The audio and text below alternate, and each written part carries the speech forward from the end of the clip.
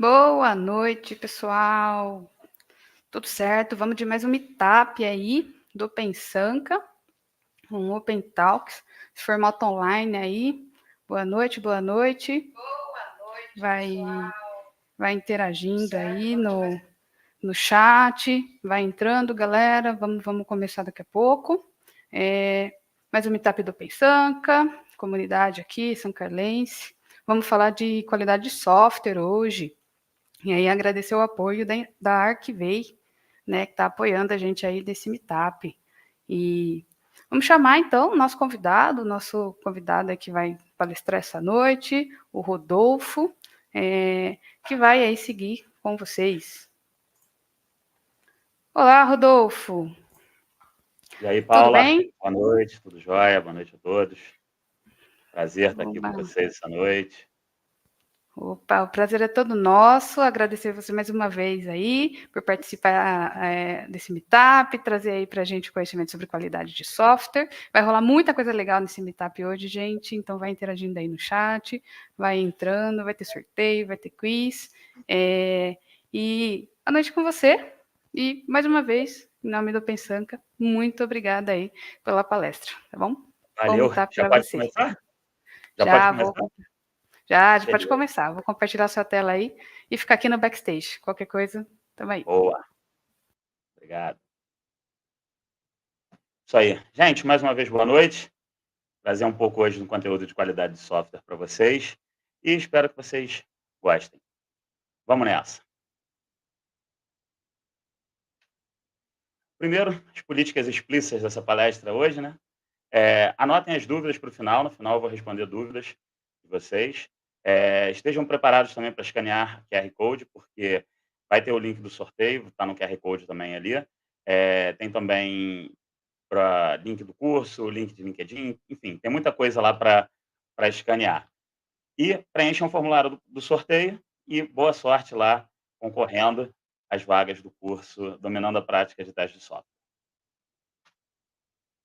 Então, falar um pouquinho sobre mim, sobre minha trajetória. Tá? Eu sou especialista em qualidade de software e agilidade. Eu acredito que eu sou apaixonado, né, pelo universo de TI e a forma como a tecnologia é capaz de preencher lacunas, melhorando nossas vidas. Eu sou autor do curso Dominando a Prática de Teste de Software, que é esse curso que a gente vai fazer um sorteio aqui. O AGES, que é um framework para gestão de projetos escalando agilidade, utilizando o ágil escalado. Tá? Que, inclusive, a gente está lançando um livro agora lá na loja Kindle, daqui a pouco eu vou mostrar para vocês. E também o By the Culture, que é uma estratégia que ela privilegia o contexto cultural, garantindo foco no resultado. É meio assim que um contraponto ao By the Book. E quem quiser se conectar comigo, meu LinkedIn é aquele ali, Rodolfo Dutra. Já é o primeiro QR Code aí para vocês. Então, esse aí é o livro que eu estou finalizando a diagramação e a revisão. Em breve ele vai estar lá na loja da Kindle. Ele fala sobre ágil escalado. Não é a qualidade de software, mas também é do universo de TI. Tá bom, gente? Estou vendo que está chegando mais gente aí. Boa noite para quem está chegando. Estamos começando aqui devagarinho. Então, começando a falar sobre qualidade de software, eu vou pedir que vocês prestem bastante atenção nos slides e tudo, porque no final vai ter uma pergunta bacana para vocês aí. É importante contemplar qualidade nos softwares? Sim, é importante. Isso aí já foi provado e comprovado. Softwares ruins, eles causam desconforto, frustração, perda de tempo ou sentimento de perda de tempo, raiva e até dano às pessoas. Vocês imaginem um hardware que é utilizado no apoio a cirurgias, por exemplo, se ele tiver um software ruim, um software não confiável, que apresente defeitos ou falhas frequentemente, ele pode causar danos às pessoas. Então, é importante, sim, que a gente contemple qualidade nos nossos softwares. Tá? E aí eu trouxe para vocês aqui, eu não vou entrar muito nos detalhes dos acidentes, para a gente não investir muito tempo nessa parte e falar um pouco mais sobre a teoria em si de qualidade de software. Esses acidentes aí foram exemplos de ausência de testes, testes insuficientes ou em hardwares ou softwares e negligência humana. Tá? O primeiro que eu trouxe ali foi o vazamento de gás tóxico em Bhopal, na Índia, depois a explosão do reator em Chernobyl, a explosão do ônibus espacial Challenger em 1986, o acidente do foguete Ariane 5 em 1996, esse aí eu vou abrir um parênteses para falar um pouco dele, pelo seguinte: esse acidente, ele para a gente de qualidade de software, ele representa um impacto de ausência de testes ou testes insuficientes. Por quê? Existia um software que foi migrado do foguete Ariane 4 para o Ariane 5. E aí a conversão de dados lá, um trabalhava em 64 bits, outro em 16 bits. Na conversão dos dados, o sistema isso ultrapassou a capacidade de processamento dos computadores do foguete e ele explodiu, né? Ele entrou em colapso e explodiu. Isso aí, tirando as vidas humanas que foram perdidas, deu um prejuízo de mais de 500 milhões de dólares para a agência espacial.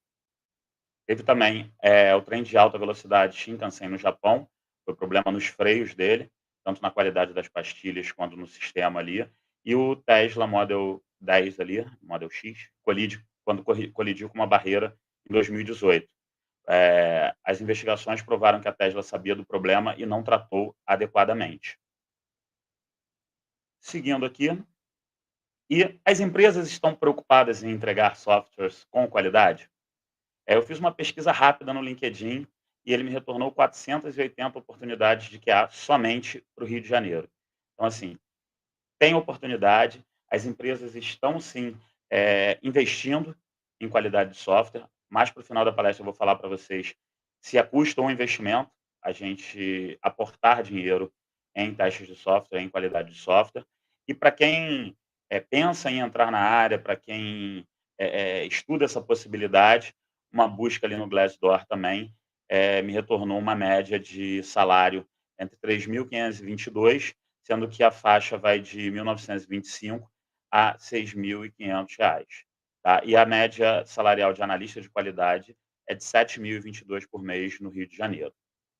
Então, as empresas estão preocupadas e estão contratando. Então, é uma ótima oportunidade para a gente se capacitar e estar aí atualizado com as tendências e com o conhecimento necessário para que a gente atue em qualidade de software. E aí, por que trabalhar com qualidade de software? Já que eu falei no slide anterior sobre a oportunidade de trabalhar, de entrar no mercado e tudo, para mim, porque é empolgante e desafiador. Qualidade de software, ela te dá uma oportunidade de trabalho colaborativo, interação com diversas equipes, diversos níveis empresariais.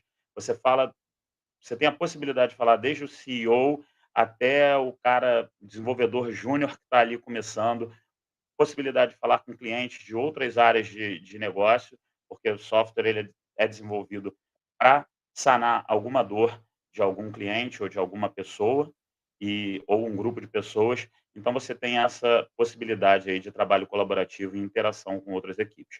O trabalho é dinâmico, você escreve, revisa, testa, negocia e várias outras coisas, tá? Você automatiza. Então, assim, o teu dia a dia é muito dinâmico. Enquanto você está rodando os testes ali, você está fazendo uma atividade técnica. Depois, quando você tem os resultados, você já passa para uma pegada mais negocial ali, de negociar se o teste, se o software está apto aí para produção ou não está apto para ir para produção, enfim. E tudo isso envolve uma gama de características pessoais que você tem que desenvolver para atuar bem na área de qualidade de software. E oportunidade para aprender outras áreas nas profissões, né, dentro da própria TI, né? Porque quando você testa um software, você indiretamente testa banco de dados, você testa o código do cara. Se você parte para uma automatização, você começa a pegar skills de desenvolvimento. Então, tem muitas oportunidades. Se você se dá bem, se você se destaca na parte negocial, por exemplo, você tende a migrar para uma área de gestão. Isso aconteceu comigo. Depois de vários anos atuando como qualidade de software, eu fui me direcionando a minha atuação foi sendo direcionada para atuar com gestão ágil de projetos, gestão de pessoas, enfim. Então, é também uma outra oportunidade, uma grande oportunidade para você se desenvolver em outras profissões dentro da área de TI. Tá? E eu considero a melhor área para iniciar na carreira de TI, porque ela não necessita, ela não te cobra um conhecimento técnico avançado.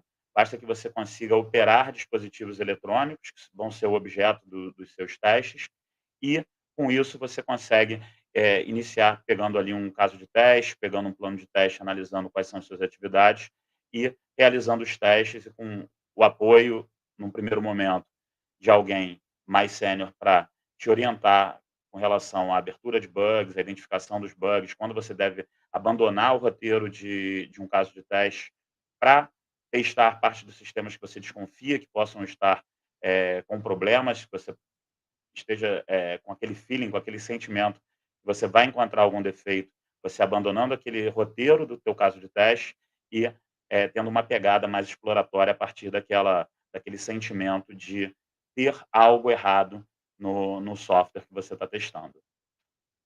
E aí, falar um pouco de profissionais da qualidade de software. Pessoal, só um parênteses antes, como eu não sabia o nível profissional da audiência aqui, se a galera era mais júnior, mais sênior, eu fiz um apanhado assim de alguns conceitos mais básicos, depois passando por alguns mais intermediários e até alguns mais avançados. Então, se isso já for do dia a dia de vocês, já tiver no sangue de vocês, eu peço desculpa, mas eu preferi fazer essa seleção de conteúdo de modo que a gente conseguisse dar uma abrangência maior para uma audiência mais diversa, tá? Então, aqui falando um pouco de profissionais de qualidade de software. Primeiro tem o testador, que é aquele cara que tem os conhecimentos básicos ali sobre dispositivos eletrônicos, consegue utilizar bem dispositivos eletrônicos, ele é capaz de seguir as instruções de um caso de teste e, na maioria das vezes, ele precisa de apoio de algum outro profissional de qualidade de software para que ele consiga reportar os bugs, consiga identificar os bugs com mais propriedade, com mais segurança. Depois disso, a gente tem o analista de qualidade de software, que é o cara que já tem conhecimentos em TI, tem conhecimentos na área de qualidade de software. Muitas das vezes, dependendo do tempo de atuação dele, ele já é capaz de escrever e criticar documentos, tanto de qualidade quanto documentos de negócio, requisitos funcionais e não funcionais. Ele é capaz de testar e auxiliar os testadores mais júniores que precisam de mais ajuda.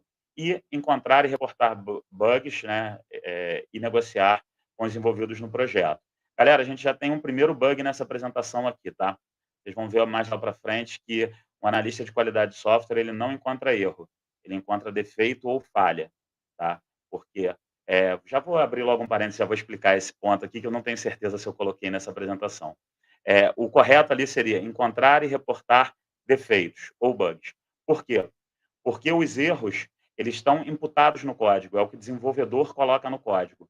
Quando o testador ou usuário acessa essa parte do código com erro, ele se transforma num defeito. Então ele já deixa de ser um erro, ele já evoluiu para um defeito. Então o analista de qualidade de software, como ele não faz uma análise, uma leitura do código fonte ali, ele encontra defeito e não erro, tá? Então, muito bom, já pegamos um bug na apresentação. Falando agora sobre o arquiteto de qualidade de software. Esse é um termo que eu utilizo há muito tempo, fazendo uma analogia até com o arquiteto de desenvolvimento, tá? E o arquiteto de qualidade de software, para mim, ele, além das características do analista, ele possui conhecimentos e experiência para planejar e conduzir um ciclo de teste. Mais para frente eu vou falar as diferenças entre ciclo de teste e ciclo de vida dos testes, tá? E por que eu chamei de arquiteto de qualidade de software e não engenheiro de qualidade de software? Porque, para mim, o papel do engenheiro de qualidade de software, ele se assemelha muito ao papel de um analista de qualidade de software. Ele tem um foco maior na operação. Ele tem uma visão mais operacional do dia a dia do dia a dia de trabalho do profissional de qualidade de software. Já o arquiteto, ele tem mais uma visão estratégica. Então, quando a gente fala de ciclo de teste, de gestão de qualidade de software, no geral, a gente tem ali o arquiteto de teste, é aquele cara que consegue planejar todo o ciclo de teste, ele consegue desenvolver um plano de teste com todas as suas características e com todas as informações necessárias para que as pessoas envolvidas naquele ciclo de teste elas consigam entender tudo que será realizado, como será realizado, de modo a encontrar a maior quantidade de erros e, ao final, depois das correções, certificar o software para que ele vá para a produção. E temos também, por último, aí, um usuário, né, que ele não é ele pode até ser da área de qualidade, ele pode ser até um profissional da área de qualidade de software, mas se ele não estiver envolvido no projeto como um profissional da área de qualidade de software, ele é apenas um usuário de sistemas e a gente tem que considerar ele como usuário de sistemas. E aí ele tem outros papéis a desempenhar, do tipo de a negociação: "Olha, eu usei o software, eu encontrei alguns bugs aqui, a gente vai subir ou não vai subir?", enfim, ele tem outros papéis e responsabilidades naquele ciclo de testes. Vamos lá. E características essenciais para os profissionais de qualidade de software. Pessoal, aqui eu não separei entre soft skills e hard skills. E aí, para colocar todo mundo na mesma página, se vocês não tiverem familiaridade com esses termos, soft skills são aquelas características interpessoais de cada indivíduo. Então, se o cara é proativo ou não é, se o cara é organizado, se o cara é criativo, isso são soft skills. E já os hard skills são aquelas características que você aprende, geralmente técnicas. Por exemplo, ter uma boa redação. Você estudou para isso, você foi treinado para isso. Boa interpretação de texto, também já vai mais para um lado de hard skill. Você é um desenvolvedor Java, você é um analista de qualidade. Isso são hard skills que a pessoa estuda, que a pessoa treina e se capacita naquilo. Então, separei aqui algumas características essenciais que os profissionais de qualidade de software devem ter. E aí, separei proatividade, visão analítica, posicionamento crítico, criatividade, organização, senso de dono, boa redação, boa interpretação de texto, bom relacionamento pessoal, estar aberto às mudanças e ser de fácil adaptação. E eu coloquei uma frase ali, que em muitos casos a atitude do testador é mais importante do que os próprios testes. Pessoal, a responsabilidade pela certificação do software ao final do processo é do profissional, é do time de qualidade de software ou do profissional responsável pelo time de qualidade de software. Então, se ele não tiver uma atitude, um senso de dono ali, se ele não tiver um olhar crítico, se ele não tiver, não for analítico nos prós e contras ali, considerando os prós e os contras daquele software ir para a produção, obviamente dependendo da qualidade do software, ele pode ter um problema no futuro, a empresa pode ter um problema no futuro. Então, a atitude do testador, às vezes, é mais importante do que os próprios testes. Tá? Um outro ponto aqui, ser de fácil adaptação. Isso eu trago da agilidade por conta de ver como as coisas facilitam quando você não é resistente às mudanças e quando você se adapta a um novo status quo que é apresentado. Então, assim, o analista de qualidade de software, como a gente viu em alguns slides anteriores, ele atua em várias frentes, seja negociando, seja numa atividade mais técnica, seja interagindo com pessoas da organização ou clientes e patrocinadores do desenvolvimento do software. Então, ele tem que se adaptar aos diversos contextos, né, empresariais, enfim, e até de vida mesmo, quando está num cliente, numa reunião mais social e tudo. Então, ele tem que se adaptar, ele tem que fazer a leitura do ambiente, fazer a leitura do comportamento das pessoas e se adaptar naquilo ali para que ele tenha, para que ele consiga orientar os resultados dos testes dele para o resultado que ele espera, não de manipulação de dados, mas ele ter os resultados na mão. Por exemplo, se ele acha que o software não tem condições de subir para a produção, ele se adaptar àquele nível negocial para que ele consiga direcionar para que o usuário concorde que aquele é um software que não tem qualidade, ele não está certificado para ir para a produção. Seguindo aqui, e o que é a qualidade? Galera, esse é um tema fundamental para a nossa profissão. Por quê? Porque fala-se muito em qualidade, mas as pessoas elas têm a maioria das pessoas, né, quando eu vejo no LinkedIn, por exemplo, tem uma visão meio turva, assim, meio míope de qualidade. Eu vou colocar algumas coisas sobre qualidade aqui, vocês vão entender o que eu estou querendo dizer com qualidade para software, né? Vamos lá, primeiro, se a gente jogar no dicionário, pedir a definição de qualidade, vai ser algo do tipo: medida relativa que avalia o grau de excelência, ou percepção subjetiva que varia de indivíduo para indivíduo. Isso aí, galera, quer dizer o seguinte, que o que pode ter qualidade para mim, pode não ter qualidade para você. E se eu tenho um software, como é que eu vou dizer esse software está com qualidade. Se o que pode ter qualidade para mim, pode não ter qualidade para você e vice-versa. Então, aplicando qualidade, a definição de qualidade num contexto de software é característica de estar em conformidade ou aderente em relações a padrões, requisitos ou expectativas. O que eu quero dizer com isso? Você tira algo que era subjetivo e transforma para algo que é comparativo. Então, para você dizer que algo tem qualidade, você tem que ter uma linha base ali para que você faça uma comparação. E aí, a gente segue no próximo slide com a definição do Myers para um software com qualidade. Um software com qualidade para o Myers é aquele que faz o que foi projetado para fazer e, tão importante quanto, ele não faz nada que não tenha sido projetado para fazer. Vocês vejam que, por essa definição, que para mim é a definição que melhor traduz um software de qualidade, ele diz que é o software que faz o que foi projetado para fazer. E ele cerca essa premissa dizendo: "E não faz nada além disso, nada que ele não tenha sido projetado para fazer". Isso por quê? Porque, por exemplo, se o desenvolvedor pegou aqueles requisitos e está desenvolvendo o software, aí ele olha para o software e fala assim: "Pô, eu acho que precisa de mais uma funcionalidade aqui", e bota uma funcionalidade no software. E a gente, como profissionais de qualidade de software, a gente aprova aquele software, aquele site daquele jeito. O que acontece? Quando a gente aprova aquilo ali daquele jeito, o cliente pode olhar e falar assim, algumas questões para isso, né. Primeira questão pode ser: "Eu não gostei dessa funcionalidade, remova". Então, assim, o desenvolvedor ele já trabalhou sem receber para imputar a funcionalidade, e agora ele vai ter um retrabalho para tirar a funcionalidade. Um segundo ponto é, o cara olha e fala: "Fantástico, gostei da funcionalidade, só que eu preciso de alterações nessa funcionalidade que você imputou".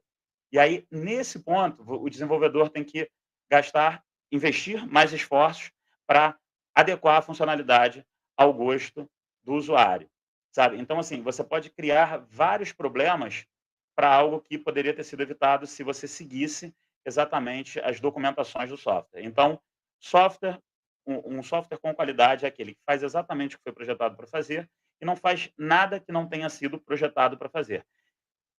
Beleza? Passando aqui. E a área de qualidade garante qualidade? Essa questão, quando eu entro no LinkedIn, eu vejo todo dia, sempre que tem algum post sobre qualidade de software, de 10 posts falando de qualidade de software, 15 falam que a gente precisa tomar alguma ação, a gente precisa fazer alguma decisão para garantir a qualidade do software. Então, a resposta vocês já devem saber, né? Área de qualidade garante qualidade? Chamei a Mônica aqui para dizer para vocês, não. Área de qualidade não garante qualidade. E aí, por que a área de qualidade de software não garante qualidade? O que a área de qualidade de software faz, então? Ela certifica a qualidade do software. Eu falei em alguns slides sobre certificar assim, já dando um spoiler, mas esse é o papel principal da área de qualidade de software. E por que eu afirmo a vocês que a área de qualidade de software, ela certifica e não garante a qualidade? Eu vou explicar para vocês nesse próximo slide. Eu separo em 4 grupos os profissionais de TI: os definidores, construtores, orquestradores e certificadores. Os definidores são aquelas pessoas que realmente definem o que será o software. São aquelas pessoas que traduzem a dor do cliente, a dor do usuário, para algo onde o desenvolvedor entenda e ele transforme aquela dor em algo concreto. Desenvolvimento é você passar do conceitual para o concreto, é você construir algo, tá? Então, esses caras são os analistas de requisitos, são o PM, o PO, o designer. Esses caras, para mim, são os definidores do software. Você tem os construtores. O construtor é o cara que realmente vai lá e constrói aquele software, tá? Então, são os desenvolvedores, são os designers, os DBAs, os arquitetos, enfim, são as pessoas que realmente trabalham para entregar algo tangível ali para o usuário, tá? E depois nós temos os orquestradores, que são os condutores do projeto, que eu fico ainda um pouco na dúvida, mas eu tendo a colocá-los também no rol de garantidores de qualidade, porque os orquestradores eles são responsáveis por garantir a entrega do produto. E se eles são responsáveis por garantir aquela entrega, entenda, o desenvolvimento é responsabilidade dos construtores. Agora, o orquestrador ele está ali, ele tem que garantir que aquele produto seja entregue. E se ele tem que garantir aquilo, ele tem que garantir minimamente que seja entregue de modo de acordo com as especificações, requisitos, SLAs, enfim, tá? E esses caras são gerentes de projetos, Scrum Master, RTE. RTE é um papel do ágil escalado do Framework SAFe, é o Release Train Engineer. E lá no definidor, nós temos o PM, que é o Product Management, que também é um papel do SAFe, e o Product Owner, que é um papel do Scrum. E a nossa última característica ali, nosso último grupo de profissionais ali, são os certificadores, que são exatamente os profissionais da qualidade de software. Esses caras certificam que o software está aderente aos requisitos funcionais, requisitos não funcionais e todas as documentações que serviram de base para que o desenvolvedor, para que os construtores entregassem o projeto. E vamos falar um pouquinho agora sobre gestão de qualidade. Antes da gente começar, galera, vocês entenderam? Então, assim, ó, quero ver textão no LinkedIn falando que garantia de qualidade certifica software e não garante qualidade. Isso não é papel dos certificadores. E aí, por favor, referência a Rodolfo Dutra lá, valeu? Vamos embora, vamos seguir aí para gestão de qualidade de software. Gestão de qualidade contempla teoria e prática que direcionam, controlam e certificam o produto resultante da engenharia de software em relação à qualidade. Ela engloba garantia e controle de qualidade. Isso aí, galera, é todo o universo da área de qualidade de software. É quando você pega um projeto e você vai realmente fazer a gestão daquele projeto para certificar o software, até o momento de certificar o software. Porque quando o cliente está encomendando um software, ele vai receber esse software em algum momento. E podem passar vários ciclos ali de testes, tudo, para que até que a gente entenda que o software tem qualidade e ele está maduro o suficiente para ir para a produção. E aí, o que seria a garantia de qualidade? Ela contempla métodos, técnicas, processos, instruções e etc. Ela direciona o controle de qualidade. Ela mede baseado em métricas, confecciona e direciona relatórios. E o controle de qualidade é o conjunto de ações de engenharia de software que certificam que o produto atingiu suas metas de qualidade. Resumidamente, na prática, o que é isso? Gestão de qualidade faz a gestão da garantia e do controle de qualidade. Garantia de qualidade diz como e o que vai ser feito. Controle de qualidade realiza as ações definidas e o modo como foi definido pela garantia de qualidade. E após controle de qualidade ter realizado suas atividades, garantia de qualidade pega todos os insumos, todos os resultados que foram adquiridos através da realização das ações de controle de qualidade, ela organiza aquilo tudo, metrifica aquilo ali, disponibiliza relatórios, evidencia tudo e fornece a certificação ou não para aquele software. Isso tudo dentro de um ciclo de testes. Então, galera, existe diferença sim entre gestão de qualidade, controle de qualidade e garantia de qualidade. Tá? Não são a mesma coisa. Depois, elementos dos testes de software. Pessoal, esse foi um ponto que eu assim, fiquei muito empolgado de trazer para vocês, porque ele é muito sonegado quando a gente fala de qualidade de software.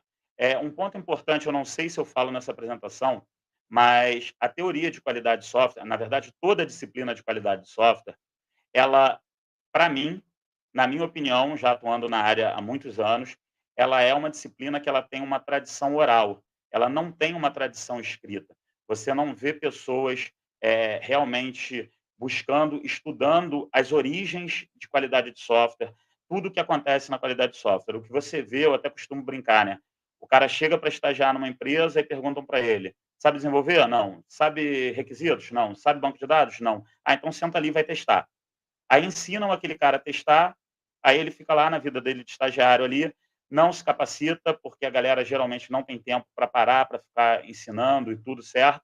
Esse cara, depois de um tempo, ele é contratado e aí dá um estagiário para ele e aí ele passa todos os conhecimentos que ele adquiriu para aquele estagiário. Então, assim, não tem uma base teórica para realmente passar o conhecimento da forma como foi definida, uma forma, como eu falei, simples, com um núcleo relativamente pequeno de informações para que a gente realize as ações de qualidade de software de uma forma confortável e sem grandes complexidades, tá? Então, são 3 os elementos dos testes de software: a teoria, a psicologia humana e a criatividade.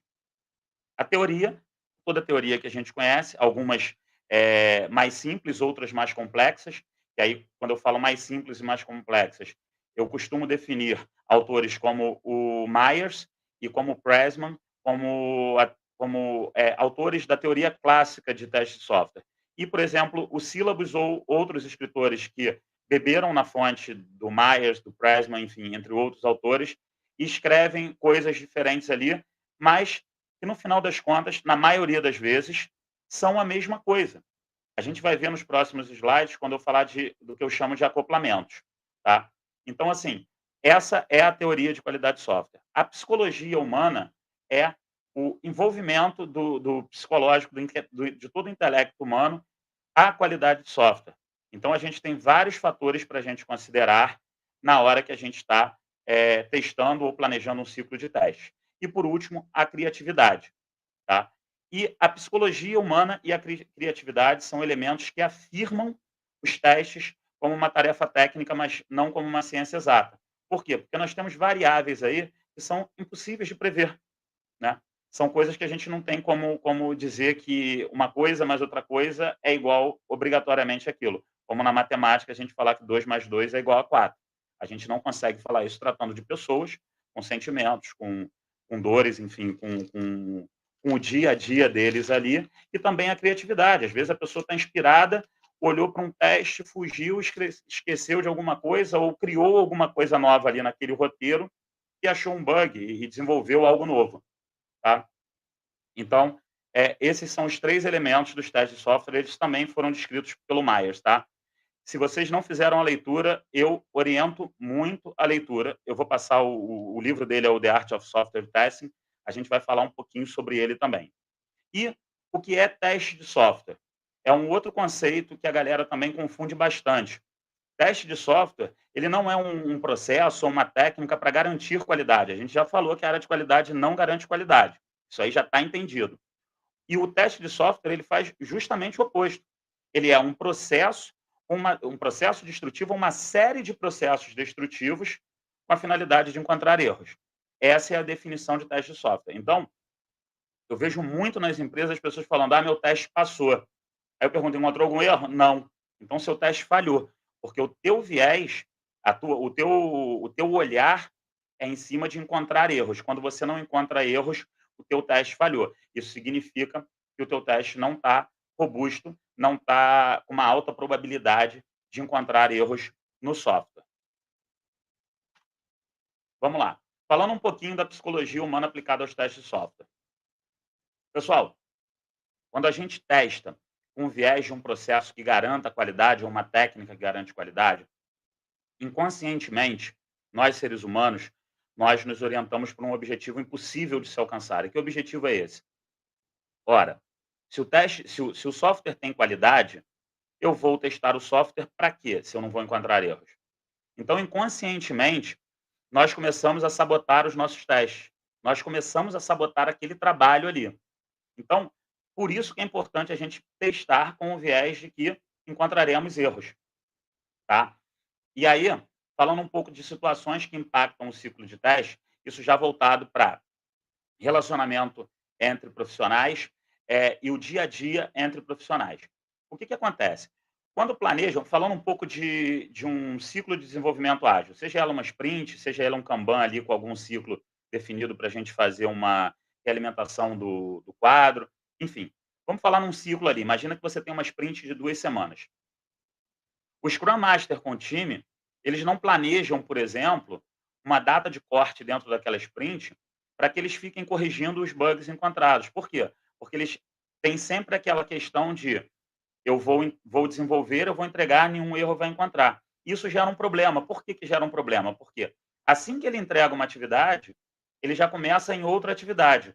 Quando o profissional de qualidade de software devolve a tarefa com algum bug, a gente tem 2 problemas aí que prejudicam o andamento do projeto. O primeiro é, o desenvolvedor ele vai parar de atuar onde ele estava atuando para atuar na atividade que voltou com erro. E aí essa atividade que voltou com erro Como ele já estava com a cabeça já direcionada para uma outra atividade, ele tem uma curva de aprendizado para voltar naquela tarefa, para desenvolver, para corrigir aquele erro, para analisar o erro, tudo, e corrigir. E quando ele volta, quando ele entrega, ele já volta para aquela atividade que ele estava trabalhando. Então ele tem ainda aquela curva de aprendizado para entender onde é que ele parou, para seguir com aquela tarefa. Então você tem que fazer um planejamento, é muito delicado esse planejamento. Você tem que ter um time muito maduro, pessoas que entendam que isso é um problema e precisam achar uma forma de você organizar esse seu ciclo de desenvolvimento de modo que o impacto seja menor.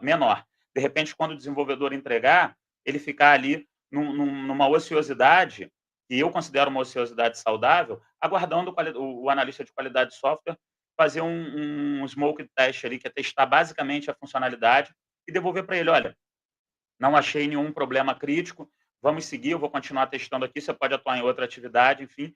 Ou então, definir uma data final ali, tipo, na metade da segunda semana, o desenvolvedor ele não vai pegar mais tarefa, ele só vai ficar atuando junto com o time de qualidade, tanto fazendo teste, quanto, quanto corrigindo o erro. Essa questão que eu falei aqui, do desenvolvedor fazer teste, isso é muito controverso, mas a gente tem formas de trabalhar o desenvolvedor, de ensinar ao desenvolvedor a criar gatilhos mentais para que ele consiga testar. E aí, uma coisa que eu não oriento é que o desenvolvedor teste o próprio código. Existem alguns pontos para isso, tá? Não é somente porque ele conhece o código-fonte, então ele está viciado. Envolvem pontos do tipo, se ele leu os requisitos errados, ele vai desenvolver errado e vai entregar errado achando que está certo, então só vai ser identificado lá na frente. Ele pode estar num ambiente tóxico, e aí ele não quer apontar os erros com medo de represálias ou caça às bruxas. Enfim, então, assim, são alguns pontos que. Tem mais alguns, tá? São alguns pontos que a gente deve ter cuidado quando a gente delega uma atividade de teste para um desenvolvedor. Tá? E aí, situações que impactam no ciclo de teste, ambientes tóxicos, se você tem muita cobrança, exposição de erros, se você tem métricas onde você mede individualmente cada desenvolvedor pela taxa de erros, pela taxa de correção de bugs, pela taxa de retrabalho, você começa a ter um ambiente tóxico ali. A famosa caça às bruxas, né? As pessoas ficam atrás, ficam no pé das pessoas que não estão performando bem.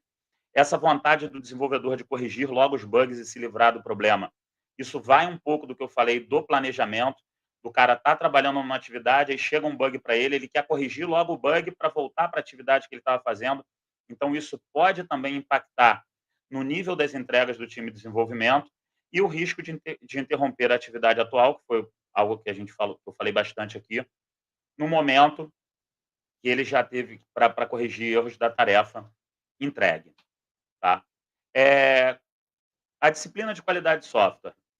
Esse é um assunto bem legal também, e é por isso que eu falo da criação de novos conceitos em qualidade de software. O Myers ele classificou a disciplina de qualidade de software como uma disciplina não transitória ou pouco transitória. Por quê? Porque ela só evolui quando ela é impactada. Tá? Então, ela é relativamente pequena, mas ela é bem estruturada. Os conceitos clássicos da disciplina de qualidade de software te dão todos os insumos para você testar um software assim, de modo perfeito, com excelência. Tá? E ela atende toda a necessidade dos ciclos de teste. Falando mais um pouquinho sobre a disciplina transitória ou pouco transitória, não transitória ou pouco transitória, falar um pouco do livro The Art of Software Testing, que é esse laranja que está aqui atrás, ó. É o livro do Myers. A primeira edição foi lançada em 1979. Depois ele lançou uma segunda edição em 2004. Percebam o período que demorou. Isso é o quê? Mais de 20 anos para isso. Né? Sei lá, não vou fazer conta de cabeça agora. E uma terceira edição em 2011. E ele continua atual. Se você pegar a primeira edição do Myers e ler a primeira edição, a pessoa que não conhece nada de qualidade de software, se ela ler o livro, estudar o livro, entender os conceitos, ela estará apta a testar quaisquer software. E aí, listei algumas necessidades que impactaram a disciplina de qualidade de software, que forçaram uma evolução. Primeiro, essa difusão do uso, né, o uso indiscriminado da internet. Então, nós fomos obrigados a desenvolver meios para testar na internet, testar em software em nuvem. Outra, testar software com desenvolvimentos em softwares que são desenvolvidos em ambientes ágeis ou com mentalidade ágil, utilizando o framework Scrum, o método Kanban, ou um framework de ágil escalado, como o SAFe, como o meu Aegis, fazendo a propaganda aí, ou testar dispositivos móveis, tá? Que também o uso de celulares, tablets, notebooks, enfim, isso aí a gente teve que adequar esses testes. Hoje, você vai navegar na internet, as telas são responsivas, porque tem que atender a vários tamanhos, várias resoluções de tela. E aí, como eu falei lá atrás, o que eu chamo de acoplamentos, tá? Acoplamentos são conteúdos ou sem lógica, ou já descritos de formas mais simples na teoria clássica, que o pessoal muda uma vírgula ou muda alguma coisa ou quebra em várias etapas e define como um novo conceito. E aí eu listei alguns para vocês aqui, tá? Primeiro, teste de sanidade. Segundo, ciclo de vida dos testes de software. Testes estáticos. E, por último, a cerejinha do bolo que eu me amarro em falar sobre, abordagem de caixa cinza, tá? Desculpa. Vamos lá. Falando sobre o teste de sanidade. Basicamente, o que o Syllabus fala, que é o guia para certificação, é que são testes de regressão com escopo controlado, com escopo menor, não é você abranger o teste todo ali. Mas, quando você pega, isso é um teste de regressão. E não existe em lugar nenhum da teoria clássica que diga que um teste de regressão ele é full. Você tem que fazer do software inteiro. Você pode, sim, dividir em escopos e aplicar um teste de regressão, que o Pressman definiu o teste de regressão como uma estratégia. E aí você tem as estratégias alfa e beta para fazer, para utilizar num AT aí, num teste de regressão, com tudo isso, sabe. Então, assim, você tem o insumo, você tem descrito lá, mas aí a pessoa foi e botou um conceito que estava, ali, não estava descrito, também não estava fechando a porta, mas também não estava escancarado dizendo que podia ser. E aí tornou o teste de sanidade. O próximo conceito é o ciclo de vida dos testes de software. O Myers definiu o ciclo de testes, quando vocês lerem o livro dele, ou se vocês pegarem e procurarem, tem lá umas 2 ou 3 linhas falando sobre o ciclo de teste. E, basicamente, o que ele falou é isso aqui: é o período para realizar um conjunto de atividades de qualidade de software e deve ser estruturado para apoiar as entregas do ciclo de desenvolvimento, né. E aí, é um time box do plano de teste, tá. E quando ele fala estruturado para apoiar as entregas de desenvolvimento, a gente passa, guardem essa frase. Quando a gente passa para o ciclo de vida dos testes do software, as pessoas falam: possui etapas pré-definidas e critérios de entrada e saída para todo o ciclo. E aí as etapas que tem ali: análise dos requisitos, planejamento dos testes, escrita dos casos de teste, configuração do ambiente de teste, realização dos testes e encerramento do ciclo de vida. Olhando para o ciclo clássico de desenvolvimento, famoso cascata ou waterfall no inglês, você tem as etapas de análise, configuração de ambiente, desenvolvimento, testes, enfim, você tem todas as etapas ali pré-definidas. Quando eu pego e digo que o ciclo de vida de testes ele possui etapas pré-definidas, eu olho logo para isso aí o seguinte, fazendo um, um casamento entre as etapas do ciclo clássico de desenvolvimento, obviamente colocando mais de uma etapa aí do ciclo de vida de testes dentro de numa das etapas, ou mais de uma etapa lá, por exemplo, numa etapa de análise de requisitos, no final de uma análise de requisitos, nós já estamos aptos a testar a documentação. Eu também vou falar sobre isso no próximo slide. Então, assim, o que eu vejo como definição do ciclo de teste de software nada mais é do que um modelo que foi criado, um padrão de um ciclo de testes que está estruturado ao desenvolvimento. Então, para mim, o ciclo de vida dos testes de software nada mais é que um modelo que criaram de um ciclo de teste. E aí chamaram de ciclo de vida dos testes de software. Próximo exemplo, testes estáticos. Isso aí eu trouxe porque tem umas 2 semanas que está bombando no LinkedIn o pessoal falando de testes estáticos.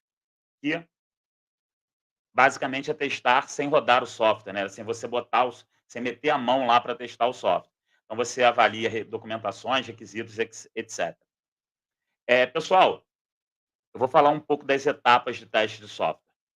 Nós temos de caixa branca, nós temos a etapa dos testes unitários e os testes de integração. E para a etapa de caixa preta, para a abordagem de caixa preta, a gente tem as etapas do teste de sistema, testes de função e testes de UAT. Na verdade, testes de função primeiro, depois os testes de sistema e os testes de UAT. O mercado, justamente, e aí é uma desconfiança minha, por não ter essa tradição escrita, ele fundiu as etapas de testes de função e testes de sistemas e chamou tudo de teste de função. Mas existe uma diferença entre elas. O teste de função é aquele teste onde você testa, compara o software de acordo com as suas funcionalidades, com os seus requisitos.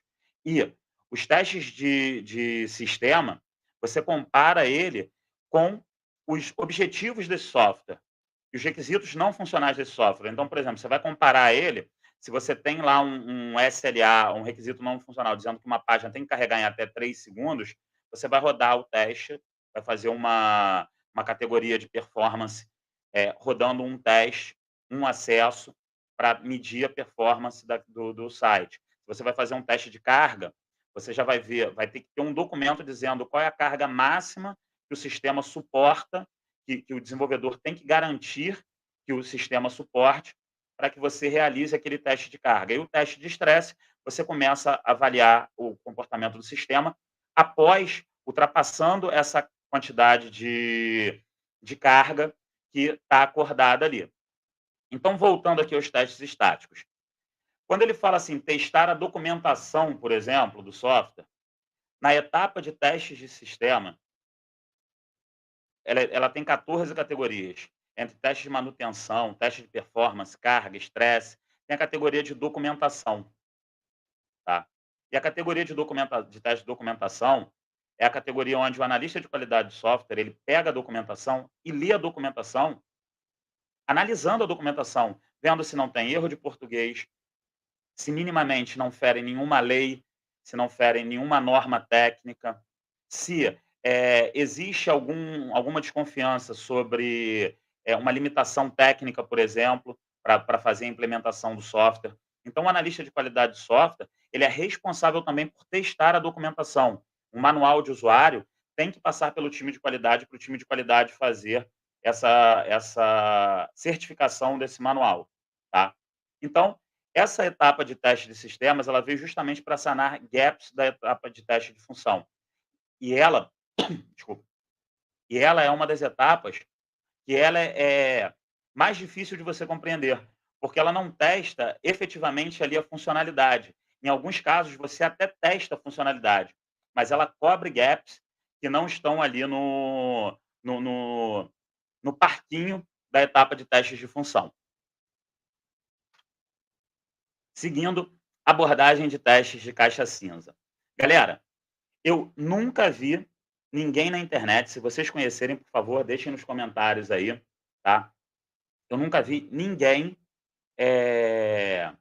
pedindo a autoria, né, da criação da abordagem de teste de caixa cinza, né, da criação do conceito da abordagem de caixa cinza. Eu não conheço ninguém falar, não, eu criei isso aí, isso é meu e tal. É o primeiro ponto. O segundo ponto é, quando você entra para pegar referências sobre testes na abordagem cinza, você não encontra nada muito diferente você testar o sistema com conhecimento parcial ou conhecimento do código-fonte. Vamos lá. Isso é muito importante a gente entender por quê. De onde apareceu esses conceitos de caixa? Eu não sei se foi o Pressman que criou esse conceito de caixa, mas ele apresentou isso no livro dele, Engenharia de Software, uma abordagem profissional. Ele apresentou caixa de estado, caixa preta, caixa cinza, caixa branca. Sobre caixa cinza, existem 3 referências no livro dele. E o que ele fala é uma referência sobre desenvolvimento para implementação de código. Ele fala o seguinte, basicamente, se você não tem acesso ao código-fonte, Você cria algo externo e conecta ali numa API, conecta esses sistemas para tratar algum erro, algum problema que você não consegue tratar naquele código-fonte. Então, imagina o seguinte: se você tem uma particularidade num sistema de prateleira, que toda vez que o usuário vai numa determinada funcionalidade, o software não está preparado para aquilo e você não tem como tratar. O que você faz? Você acopla ali uma API dizendo o seguinte: se chegar nessa situação aqui, eu vou direcionar para essa API que essa API vai tratar. Então, a caixa cinza é um conceito para desenvolvimento segundo o Pressman. E aí falaram na abordagem de caixa cinza, mais ou menos com esse viés de eu não conheço o código, então eu vou testar, aliás, eu conheço o código-fonte, então eu vou testar me aproveitando desse conhecimento do código-fonte para testar meu software. Vamos lá. Por que que isso não é uma abordagem de teste? Por que que eu não considero, e eu acredito que não podemos considerar como uma abordagem de teste? Pelo seguinte: a abordagem de caixa branca, ela acha um tipo de erro, e a abordagem de caixa preta, ela acha um outro tipo de erro. Então elas são complementares justamente por conta disso. A abordagem de caixa branca, ela vai pegar, por exemplo, uma parte do código do sistema que nunca poder ser acessada. Quando o usuário estiver navegando lá, estiver utilizando o software, ele nunca vai conseguir chamar aquela parte do código. Então, um teste de caixa branca vai pegar esse tipo de erro. Tá? Um outro tipo de erro muito comum de pegar é, se você tem uma comunicação entre métodos ali, entre módulos do sistema, é você verificar e validar se o que um método ou módulo está enviando para o outro módulo está coerente. Por exemplo, se o cara está enviando 5 parâmetros e aqui está esperando 6 parâmetros. Um teste de caixa branca pega isso. E um teste de caixa preta, ele pega o quê? Uma divisão por zero, por exemplo. Se você está fazendo uma calculadora, se você está desenvolvendo uma calculadora, você tem um erro de divisão por zero e num teste de caixa preta você pega.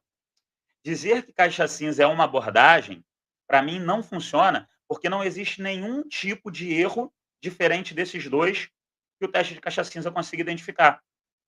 Mesmo que você vá testar direto a API lá, usando um Postman, qualquer coisa, qualquer ferramenta dessas, do tipo, você ainda está. Uma das características do teste de caixa preta é você ter entradas e saídas controladas, então você ainda está fornecendo lá no Postman, mesmo que sem a utilização de um front-end, você está fornecendo esses dados. E no final das contas, o erro que você vai pegar é um erro da funcionalidade, né? Um defeito, um bug que você vai pegar ou uma falha que você vai pegar, é um defeito da funcionalidade. Então, assim, a abordagem de teste de caixa cinza, para mim, não é uma abordagem válida, porque não tem um erro específico diferente desses erros que eu apresentei que ela consiga identificar. Beleza? Então, por isso, para mim, não existem. E um detalhe super importante: nunca vi em nenhuma das empresas que eu trabalhei ninguém falando, agora nós vamos rodar um ciclo de teste de caixa cinza. Eu nunca vi ninguém rodando um ciclo de testes de caixa cinza. E aí, para a gente rir um pouco, tenham medo quando alguém falar que tem um conceito novo de qualidade de software, porque é sim uma disciplina não transitória ou pouco transitória. Para aparecer um conceito novo de qualidade de software, a gente tem que ter um impacto muito grande ou muito significativo na disciplina de TI para que isso respingue em qualidade e ela seja obrigada a evoluir. Tá? E aí vamos falar um pouquinho sobre custos ou investimentos. A gente falou sobre a psicologia humana aplicada a todo esse universo de qualidade de software, e um dos pontos que eu sempre falo com os alunos ou nos projetos que eu estou atuando é sobre sabotagem à qualidade de software. Por quê? Porque o ser humano ele não está preparado para receber problema, ele não gosta de receber problema. Isso é da natureza humana.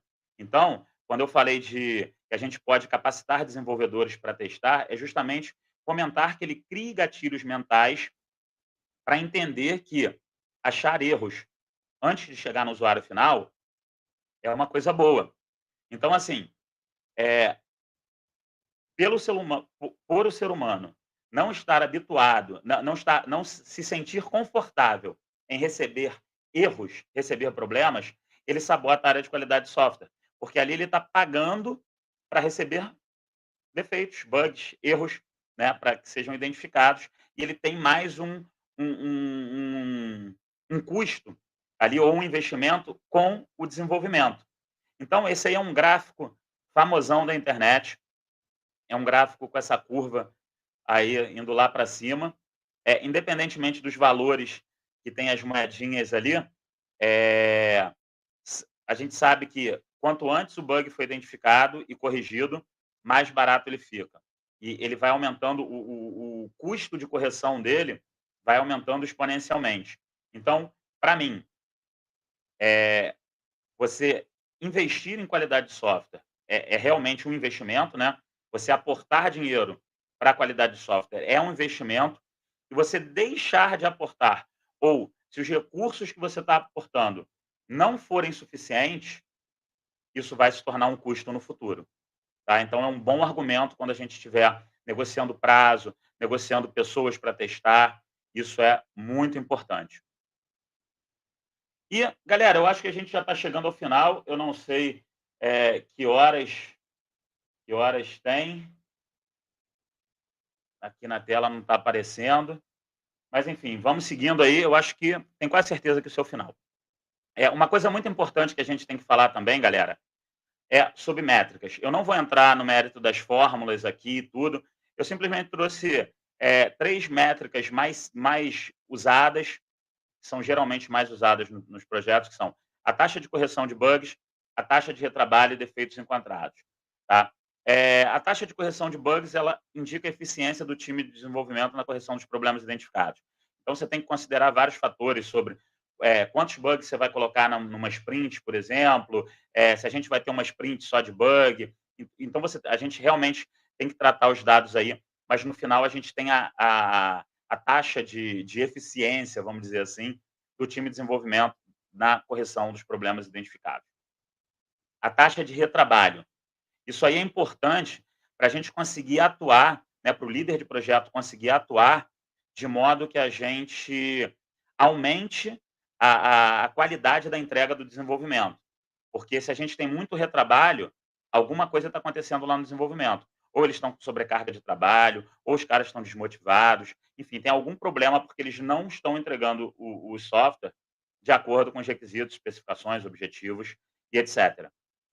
E defeitos encontrados é a taxa mais simples de medir, que é realmente a quantidade de quantos bugs você encontra no ambiente de QA, no ambiente de staging ou pré-produção e no ambiente de produção. Isso é importante para a gente ver que, teoricamente, a gente tem que encontrar muito mais defeito no ambiente de QA, que é o primeiro ambiente de teste ali, do que no ambiente de produção. Se isso é o inverso, a gente tem um grande problema para resolver, tá? E aí, opa. Acho que chegamos ao final. Pessoal, falar um pouquinho aí do meu curso, que a gente vai rolar um sorteio agora. Esse aí é o link lá para o Simpla. Se vocês não tiverem à mão aí, se vocês escreverem lá no Simpla, lá buscarem por Dominando a Prática de Teste de Software, vai aparecer. O curso está custando R$ 1.500, mas eu estou fornecendo um cupom para a galera do Meetup com desconto de R$ 500, então vai sair por R$ 999. Ele vai acontecer dos dias 11 ao dia 14 de março, do dia 11 ao dia 14 de março de 2024. Tem uma carga horária de 12 horas, 3 horas por dia, não tem pré-requisito, é um curso completo. O que eu falei aqui é a pontinha do iceberg sobre o conteúdo, tá? Você vai sair capacitado para atuar na área de QA ou melhorar o seu dia a dia como QA. A gente viu lá no início da palestra que o mercado ele continua aquecido para profissionais da área de qualidade de software. Você conhecendo a teoria, você já sai na frente de vários profissionais. Se você for um automatizador, por exemplo, e conhecer a teoria de qualidade de software, os seus testes automatizados vão pegar muito mais erros do que os seus pares. Então, assim, é um resultado, é um ganho de performance absurdo que você enxerga isso aplicando essa teoria de qualidade de software. A gente tem exercícios online também, certificado mediante 70% de satisfação, 70% de participação, e além disso, a gente tem a garantia de satisfação aí. Se você não ficar satisfeito com o conteúdo que você receber, eu devolvo todo o seu dinheirinho, tá? Galera, vamos passar para o quiz agora, tá? Ou vocês escaneiam aqui, ou vem para o mentimeteraqui.com. Eu vou compartilhar a tela aqui. A Paula aí, agradecendo a Paula que está no nosso backstage aí. Eu vou compartilhar a janela do quiz. Antes disso, pessoal, vão preenchendo também. Deixa eu jogar aqui. Ó, eu vou deixar o... esse eu não botei o endereço. Vocês vão ter que usar o QR Code mesmo, tá? Paulo, por favor, põe na tela o QR Code do sorteio. Enquanto rolar o quiz, a gente já vai fazendo aquele trabalho de pegar a lista para a gente sortear a vaga para o curso depois. Pode ser?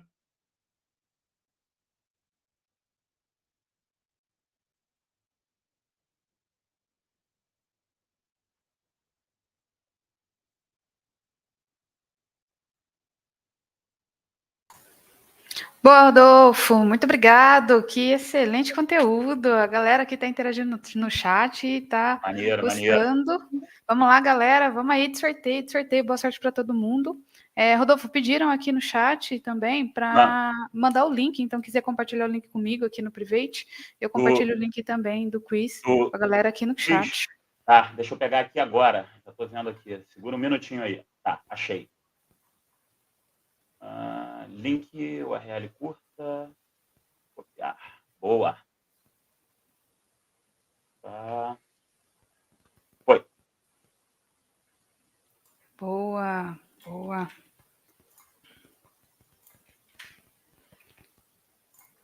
Segue aí, galera. O link está no chat. Boa sorte. Vamos aí. Tem o quiz. Excelente conteúdo. Sorteio. Vamos lá. Vamos dar o quê? 3 minutinhos para a galera preencher? São 3 questõezinhas só, né? Isso. Pode ser, pode ser. E aí, você quer abrir para pergunta, Rodolfo? Se alguém já tiver alguma pergunta, eu já respondo alguma pergunta agora.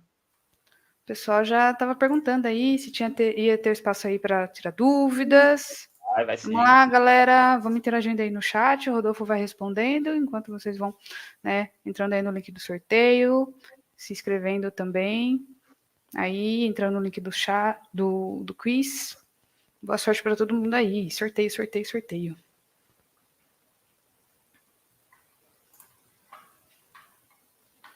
O José está pedindo o link do Mentimeter aí. Vou passar agora. Segura aí. Tá aqui. Cadê share?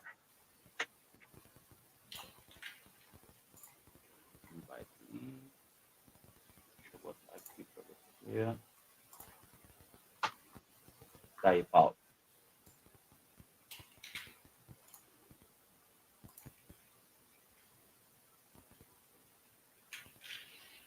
Segue no chat, então, o link. Já temos alguma pergunta aí? Vamos ver aqui no chat. Não sei se tem uma pergunta. Tem sim. Eu já vi aqui uma sobre pirâmide de teste. E para mim também é um acoplamento. Vamos lá, vamos responder a do Renan, depois tem da Laura aqui.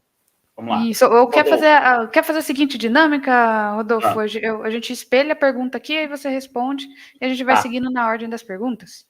Boa, pode ser. Boa.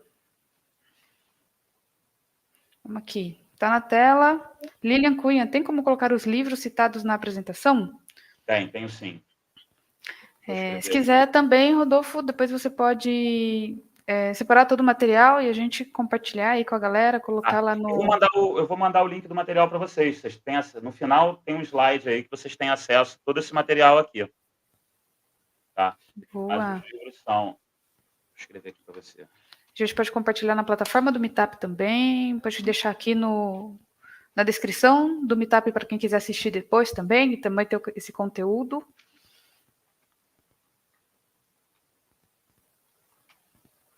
Lilian, a gente consegue sim ver suas perguntas, suas mensagens.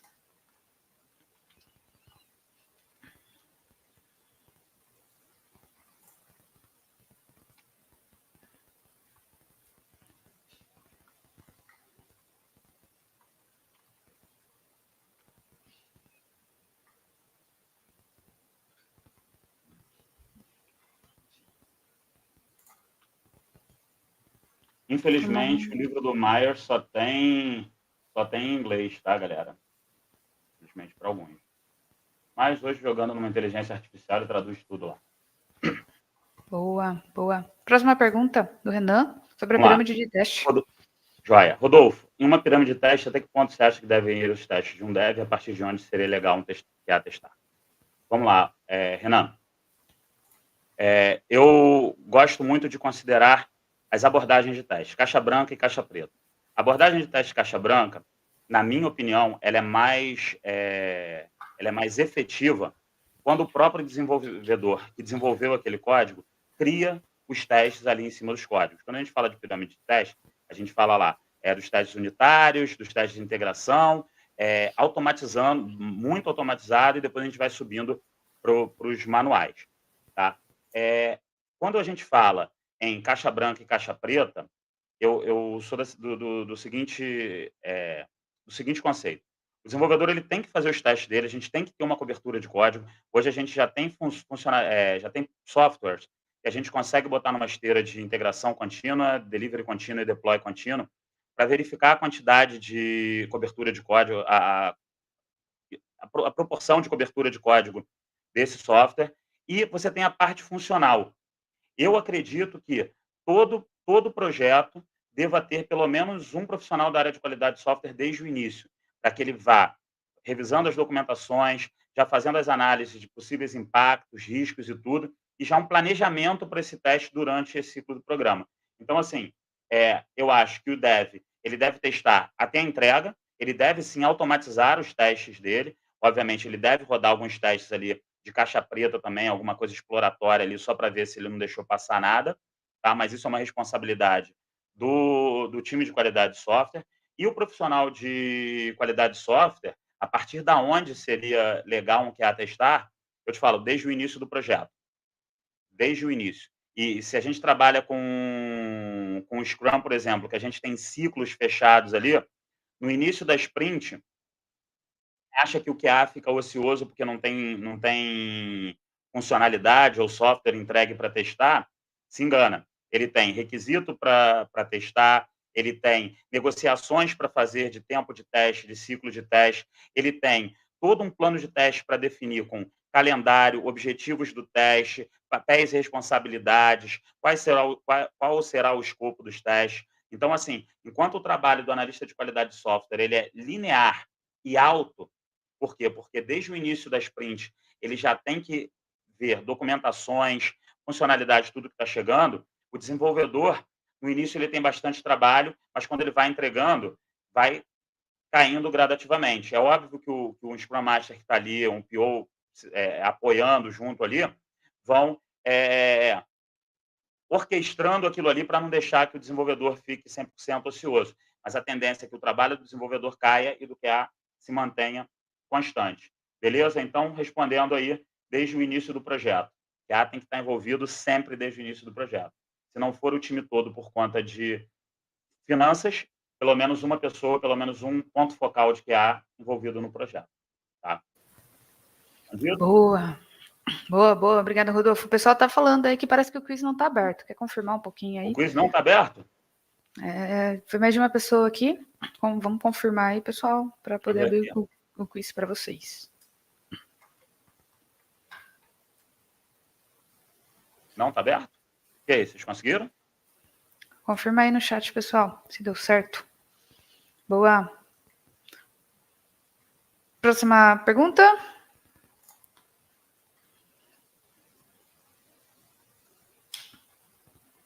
Do Robson. Que devo buscar para me destacar na busca de entrar no mercado de trabalho? Estou em busca da minha primeira vaga de QA. Desde já, boa sorte, Robson, para sua busca aí. Logo vai aparecer. Boa sorte. Cara, é o que eu falo para todos os meus alunos. Estuda teoria. Hoje em dia, quando você vai fazer uma entrevista de qualidade de software, você não consegue encontrar um cara que tenha um embasamento teórico para debater com um cara que conhece a teoria clássica de qualidade de software. Um cara que tem fundamentado toda a arquitetura de um ciclo de teste. Quando ele começa falando, e assim, como eu sempre agi, né, quando eu ia fazer entrevista para qualidade de software, quando me perguntavam algo em algum conceito que não tinha sido descrito na teoria clássica de qualidade de software, eu perguntava para a pessoa: você pode me dar um exemplo do que é isso? Que eu te digo como eu atuo baseado nisso. E a pessoa falava, obviamente, estava descrito já na teoria clássica, né, no Myers ou no Pressman, e aí eu respondia para ela, eu desenvolvia a forma como eu atuava para aquele determinado, para aquela determinada situação. Então, assim, estuda a teoria de qualidade de software, vê se você quer iniciar fazendo testes manuais ou automatizados. Se for automatizado, escolha uma tecnologia aí, uma ferramenta e vai para dentro também. Respondido? Boa, boa. A pergunta da Laura Sena, também é uma pergunta bem importante. Está na tela. Vamos lá. O que fazer quando uma empresa não tem documentação nenhuma dos sistemas? Por muitas vezes, por não ter documentação na hora de testar, não tem como saber se tal funcionalidade tem que funcionar de tal maneira. Laura, excelente pergunta. São 3 as opções que você tem para esse caso aí. Na verdade, são 3 as opções para você preparar a sua documentação de teste, tá? A primeira dela é baseada nas documentações disponíveis, e isso você não tem. A segunda delas é baseada nas pessoas com maior experiência do uso do sistema, então os famosos especialistas, e a terceira com o próprio software em produção. Lembrando, o risco de você criar uma documentação para o software baseado tanto no especialista quanto no próprio software em uso, você pode gerar algum bug de documentação. Lembrando, não existem só bugs das funcionalidades. Você pode ter um bug na documentação. Quando você pega uma divergência na comparação do seu resultado esperado com o seu resultado obtido, você tem 2 possíveis causas. Ou o sistema realmente está divergente do esperado, o resultado obtido está divergente do esperado, ou então o teu resultado esperado, que é baseado nas suas documentações ou nos seus inputs para criar aquele caso de teste, é que estão errados. Então você tem que abrir um bug para corrigir a documentação. Então, não tem documentação, você vai ou nos especialistas ou no próprio software em produção. Um ponto importantíssimo para isso é, após você realizar todo o seu levantamento do funcionamento correto do sistema, do que se espera que o sistema faça, você documente isso e pegue um aceite de alguém que seja responsável, que tenha chancela para dizer que aquilo ali não é isso que está valendo, então a gente vai certificar o software, isso é, nós vamos comparar a utilização do software com essa documentação que você gerou. Tá? Galera, realmente vocês não estão conseguindo entrar aqui não, né? Eu testei aqui também, porque aqui isso é uma etapa de qualidade, a gente testa também. Só aparece bem-vindo na tela do quiz, Rodolfo. Então. Calma aí. Não sei, às vezes é um ajuste de link aí, alguma coisa. Não, eu tô. Deixa eu ver aqui como é que eu faço. Cara, é a primeira vez que eu uso. Se der problema, não tem problema, a gente faz uma dinâmica diferente. Eu trago as perguntas na tela para vocês aqui, e aí eu respondo essas perguntas, e aí o cara que ganhasse esse quiz ganharia uma vaga lá no curso também. A gente, ao invés de sortear 2, a gente sorteia 3 vagas. Boa, legal.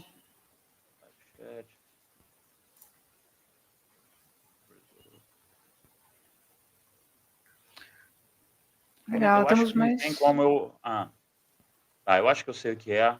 Galera, tem mais pergunta aí ou não? Tem sim, Rodolfo, tem Bota vários. na tela aí, deixa eu ver aqui. Vamos. Pergunta da Tamires. Então, Tamires, você acha que os desenvolvedores fazendo um rodízio para testar outras entregas diminui esse gap de erros de vício de visão de dev que desenvolve? O que eu costumo dizer, tá? É possível a gente fazer esse rodízio dos desenvolvedores testarem outras entregas. Hoje em dia, a gente tem até algumas empresas que trabalham dessa forma, que eles não têm área de qualidade, são os próprios desenvolvedores que testam. Mas a gente tem que ter uma atenção muito grande para isso. Primeiro, a gente tem que desenvolver esse viés dos desenvolvedores de apontar os erros, porque os testes são para isso. Esse é o primeiro ponto.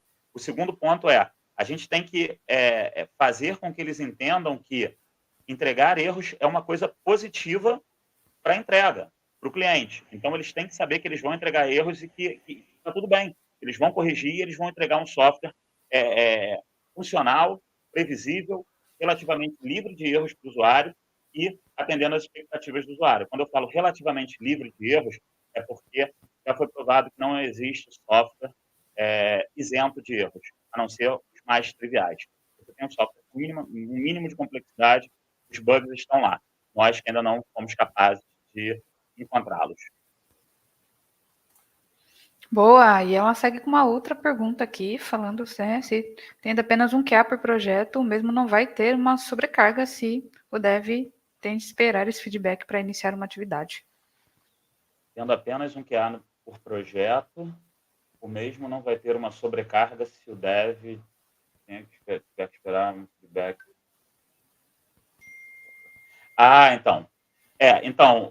Tamires, muito boa a sua pergunta. Esse ponto é um ponto que engloba mais uma gestão de projetos e gestão do ciclo de teste. Sim, a gente tem um problema de gargalo aí. Então, por isso que eu falo, a gente tem que dimensionar a nossa equipe de forma que a gente identifique os gargalos ali e corrija esses gargalos. Ou ociosidade, que no caso a gente vai ter o gargalo do lado do QA e a ociosidade do lado do analista de qualidade de software. O que eu sugiro nesses casos? É fazer experiências.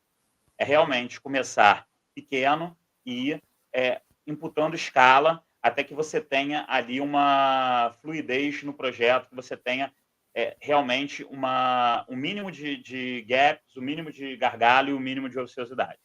Tá? Maravilha, legal. Respondido, Tamires. Não, interage aí no chat, que a gente vai aqui batendo esse papo. Muito bom, galera. Deixa eu ver aqui, tem mais uma pergunta do Renan.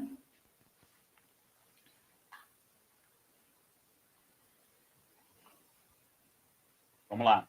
Uma outra pergunta. O QA tem um pé na parte de segurança? Até que ponto ele consegue chegar, por exemplo, na hora de testar a vulnerabilidade? Lembra que eu falei da etapa de teste de sistemas, que tem 14 categorias definidas pelo Myers? Uma delas é a etapa de teste de segurança. Sim, nós também somos responsáveis minimamente por garantir a segurança do software. Então, existem testes, obviamente que você não precisa entrar numa seara de rodar um pen test naquele software que você está fazendo, mas existem testes do tipo pegar num formulário, colocar uma instrução SQL ali e submeter o formulário para ver se ele vai retornar alguma coisa e tal. Então, assim, existem sim coisas que a gente tem que fazer e a gente também está ali naquela responsabilidade de certificar o software também com esse viés de segurança. Tá?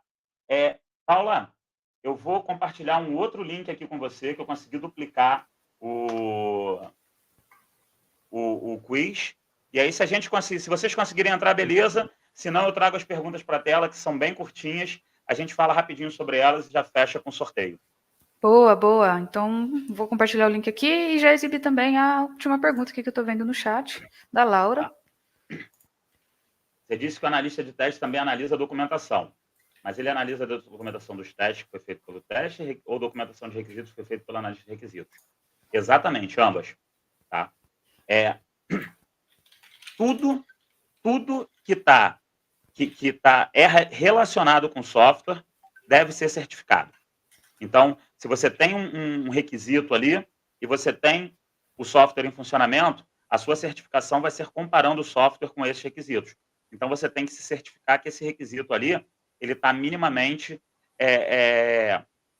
de acordo com normas, regras, não tem limitação técnica para o desenvolvedor.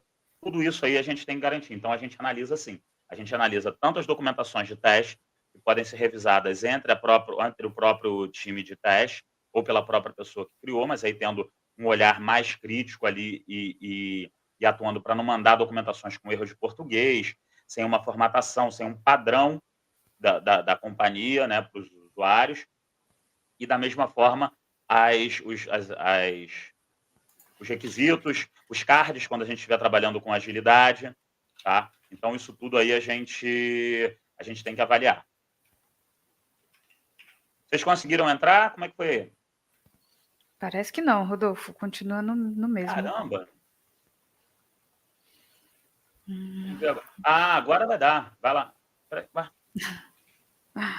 E aí, a última Galera, pergunta da eu sou Laura. muito Mobral nisso aqui, galera. Ah,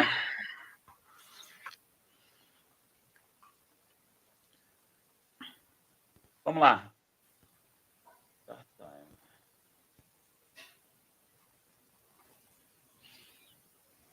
Cara, mas aqui para mim não tem nada de... Alguém conhece o Mentimeter aí? Pode me guiar aqui, ó. E aí você compartilha a tela aqui. Pode ser? Acho que rola, né? Vamos lá. Beleza. E a última pergunta da Laura, Rodolfo, é se a gente, né, se você recomenda alguma ferramenta para testar a compatibilidade de apps em diferentes dispositivos e versões, garantindo o funcionamento adequado, além do mínimo ali necessário. Ferramentas. Olha, Laura, essa para mim aí ficou difícil. Eu estou bem desatualizado com relação a ferramentas. Eu tenho que ser sincero com vocês. Mas eu lembro que existem sites, tá? Que você consegue, por exemplo, se você for fazer a parte de UX e UI, você consegue jogar, que esse site ele pega em várias versões de navegadores e ela te dá isso, essa compatibilidade. Para isso,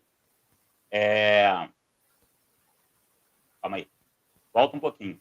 Você está falando de apps ou você está falando de sites? Por exemplo, sites responsivos que vão para o celular. Acho que ela está falando de app, né? De diferentes dispositivos e versões. Também fiquei na dúvida Então, agora. cara, se for para testar em apps, como é que a gente fazia, tá? Isso é impossível você certificar um app para todos os dispositivos. Vamos lá, agora eu entendi a tua pergunta. É impossível você certificar o teu app para todos os dispositivos disponíveis no mercado. Então, o que eu costumo fazer quando eu estou testando algo que é algo desse tipo? Um app que é desenvolvido por uma empresa que sabe que aqueles determinados tipos de usuários vão fazer. A gente faz um levantamento dos 5 dispositivos mais utilizados pelos usuários e aí a gente certifica o app para aqueles 5 dispositivos. Se for um site, a gente faz um levantamento das configurações dos dispositivos, incluindo resolução de tela, quantidade de memória, enfim, para aquilo ali, e aí a gente certifica baseado naquilo ali também. E aí a gente coloca uma informação lá, olha, funciona melhor com dispositivo tal, ou com a resolução tal, não sei o quê.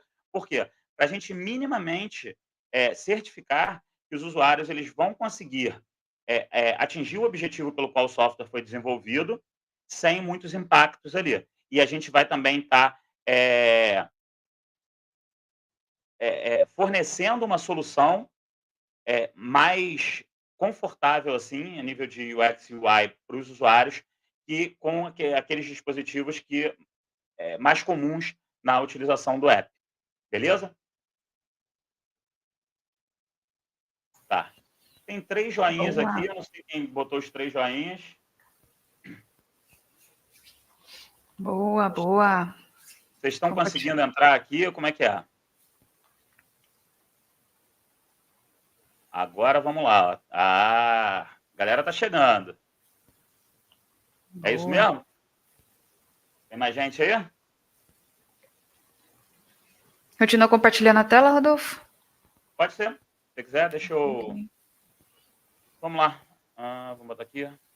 O screen. Boa. Então vamos lá. Enter.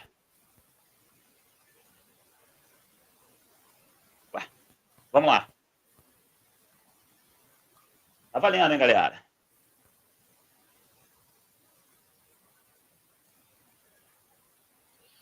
Enquanto isso, o Robson também mandou uma outra pergunta aqui, qual é a ferramenta mais leve de automação mobile você conhece? Vixe, mais leve? Até essa eu fiquei... Ainda mais quando fala mobile, né? Vamos lá, 2 pessoas acertaram que é defeito. Exatamente. Galera, os conceitos aqui, tá? Erro é o que o desenvolvedor coloca no código. Defeito é aquilo que a gente pega, que é quando a gente acessa um código com erro e o software ele consegue se regenerar e continuar o trabalho ali mesmo tendo passado por aquele defeito. E a falha é quando ele não consegue continuar o trabalho, tipo, tela azul do Windows. É uma falha do sistema, o usuário não consegue continuar o uso do software. Então, quando é falha, as pessoas costumam usar o termo falha mesmo. Por isso que defeito, ele é mais para bug é mais para defeito, mas o mercado tendencionou a utilizar bug para qualquer um deles, mas o mais próximo da realidade seria defeito. Questão número 2, eu vou responder a questão do Robson no final do quiz. São 7 perguntas, rapidinho. Vamos lá.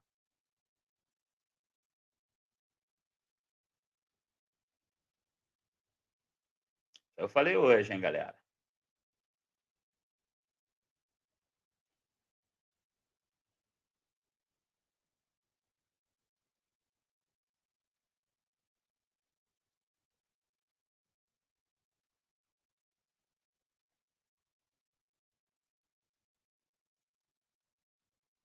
Boa. Uma pessoa acertou. Galera, testes, processo destrutivo ou processos destrutivos com a intenção de encontrar erro.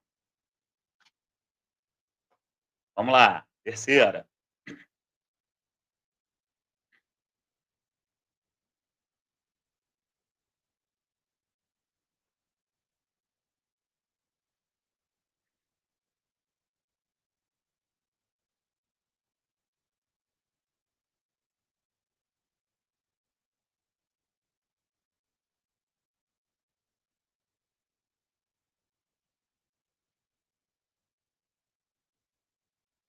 Boa. Ela certifica. Ela não garante qualidade.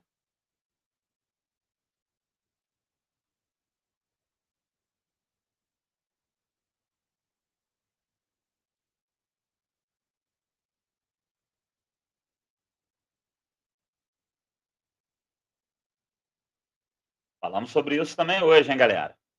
Vamos ver se vocês prestaram atenção.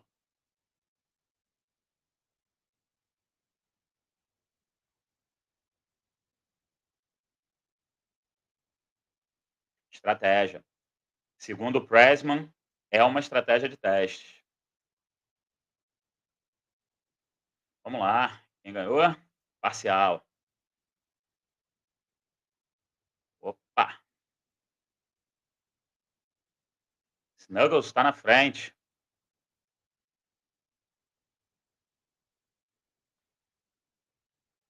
Chegou mais um.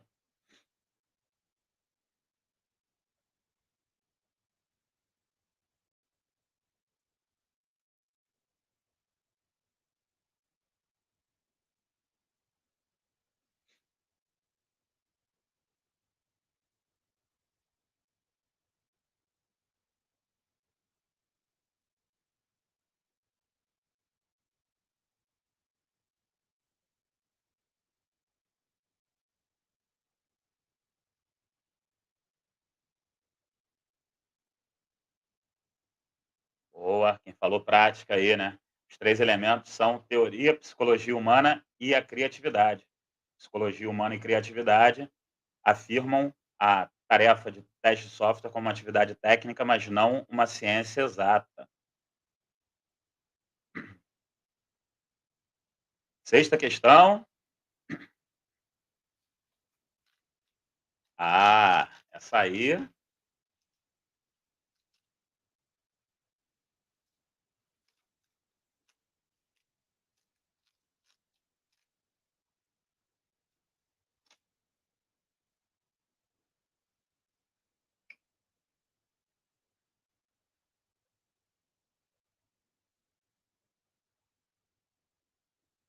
Boa. Todo mundo ligado. Última pergunta.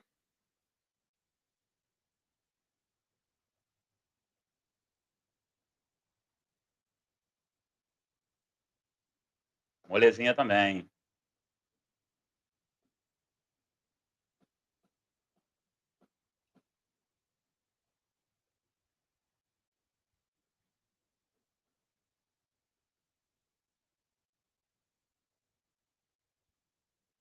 Boa. É isso aí, né? Quando a gente testa garantindo a qualidade, ele sabota, porque a gente tende a achar que é um objetivo inalcançável, e aí a gente, inconscientemente, a gente se sabota. Vamos lá, vamos ver quem ganhou?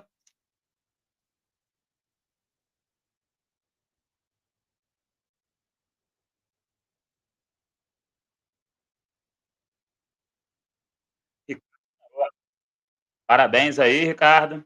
Depois eu vou te pedir para passar seu e-mail e seu telefone para eu gerar o convite lá para você, lá para o curso. Obrigado pela participação de todos aí. Vamos nessa. Vamos voltar lá para o sorteio agora. Eu acho que está nessa tela mesmo. Tá. Vou pegar a lista dos participantes. Boa. Quer que eu te passe os nomes? O telefone eu já tenho aqui. O pessoal preencheu aqui, Ricardo. E o Joaquim? Legal. Fala, Joaquim. Boa. Parabéns, Ricardo. Vocês estão vendo a tela ainda? Sim, tá projetando, Rodolfo. Sorteando 2 nomes da lista. Robson e Tamires. Parabéns. Então, vamos anotar aqui, Robson e Tamires. Tinha mais uma pergunta aí, não tinha? Tinha sim. A pergunta do Robson. Vamos lá. Opa. Qual é a ferramenta mais leve de automatização que você conhece? Rapaz, eu vou te dizer, eu não sou automatizador. É uma coisa que eu nunca fiz, assim, durante muito tempo. Eu automatizava poucas coisas, eu automatizava mais massa de testes, alguns cenários pequenos, algumas poucas coisas para teste de regressão. Então, assim, mais leve eu vou ficar te devendo. Mas a gente tem um link aqui, eu posso passar para vocês. Lá no curso, eu falo de algumas ferramentas para automatização, eu falo um pouco do Cypress, eu falo do Cucumber, enfim, tem o Selenium IDE, que é a mais fácil hoje para qualquer pessoa que quiser começar em automatização, só que, para mim, ela não é muito robusta, ela quebra muito, então, ao ponto que você tem que automatizar acompanhando a execução do teu script de teste. Mas, assim, ferramenta leve, cara, eu vou correr atrás e respondo isso numa outra oportunidade para você. Beleza? Porque, realmente, o meu papo é teste manual e teoria de qualidade de software. Legal. Rodolfo, a gente está com um sorteador ali. É possível a gente voltar na tela das pessoas que estavam concorrendo ao sorteio? A Lilian falou que o nome dela não estava na lista, mas... Não estava? Calma aí. Consta aqui, ela preencheu o formulário às 20h03. Lilian Mendes da Cunha. Cadê? Confirma aí. Alterar sorteio é aqui? Será? Voltar para sorteio? Eu tô com... Então tá, foi o Rob... Você anota para mim, por favor, Paula. Foi o Robson e a Tamires que ganharam, correto? Voltar para o sorteador. Vamos aqui. Então, espera aí, o nome dela está na lista, sim. O primeiro nome, Lilian Mendes da Cunha. Confirma para a gente, Lilian, se é esse nome mesmo. É esse? Eu colei daqui, ó. Deixa eu ver se eu... Eu peguei daqui. Essas 7 respostas. Foi isso? Acho Foi que foi. Confirmado que estava? Não, ela não respondeu ainda. Depois a gente pode entrar em contato com ela. Sim. Mas o nome consta na lista aí, sim. Se ela respondeu... Se é a mesma Lilian que respondeu. É porque às vezes pode ser outra Lilian. Opa, peraí, então a gente tem mais uma chance aí para a pessoa. Lilian Cunha. É a única Lilian que tem aqui, ó. Lilian Cunha. Boa. Ela confirmou, sim. Então foi. Auditoria confirmada, Lilian estava na lista. Parabéns, Tamires e Robson. Muito bem. Vamos lá. Lilian, na próxima, com certeza aí. Vamos fazer outros meetups, evoluir aí esse papo, trazer aí a referência do livro do Rodolfo. Isso. Maravilha. Rodolfo, então acho que a gente segue para o encerramento. Boa. Espero que vocês tenham gostado, aproveitado aí esse meetup, eu curti bastante. Já estou esperando o próximo convite, né? Foi muito bom. Maravilha, a gente que agradece, a Pensanca que agradece, né, a oportunidade e o papo. Obrigado, pessoal, que está online aí, que participou, respondeu o quiz. Parabéns aos ganhadores do sorteio. Faremos logo um próximo meetup, em breve, vai ter mais sorteio, vai ter mais conteúdo. Robson perguntou, quem foi sorteado vai poder fazer o curso gratuitamente. Isso mesmo, né? É isso. É isso. Pode comemorar aí, pode abrir uma cerveja e festejar. Boa, aproveitar que a gente está entrando em clima de carnaval. E é isso, então. Galera, parabéns, vamos encerrar a live. Muito obrigada aí por participar. Rodolfo, mais uma vez, muito obrigada aí por compartilhar do seu conteúdo. Parabéns, conteúdo excelente aí. Fez uma grande noite. E, galera, até a próxima. Valeu, galera. Obrigadão, obrigado, Paula. Tchau, tchau. Até uma próxima. Tchau, tchau, galera.